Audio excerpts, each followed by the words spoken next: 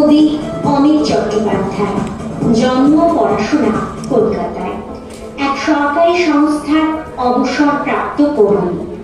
একসময় বিভিন্ন সংবাদপত্রে ও পত্রপত্রিকায় ফিচার ধর্মী লেখালেখি করেছেন।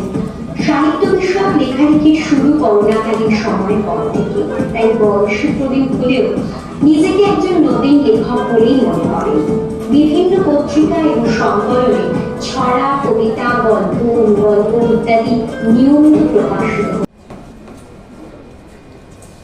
নমস্কার, আমি অমিত চট্টোপাধ্যায়। আমার যে কবিতাটি আমি লিখেছি তার নাম মালো পাড়ার পাঁচালী। ভোর পুরোতেই পাড়ার জমা হয় রাস্তার কলে, মক্কল সিঁড়ির সাথে মাখো মাখো বালতির প্রেম। টিনের চালের নিচে না পুরনো ক্লান্ত দুপুর, পোয়াতির পিঠ বেয়ে গতরের ঘাম নেমে আসে।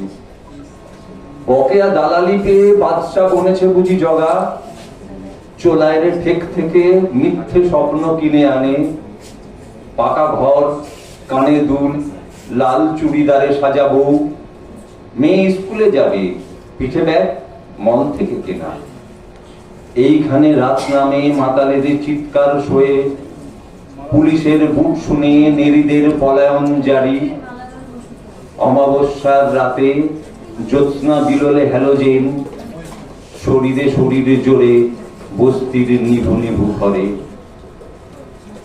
চারপাশেই মানব দৈত্যের মতো মাথা তুলে, মাঝখানে কালো দাগ, মালো বস্তির ঘরগুলো। এখানে শ্রমের ঘাম সস্তায় ফিরি হয় বলে, স্বস্তির রাত চেনে গায়ে ঘেঁষা বাবুদের পাড়া। নমস্কার।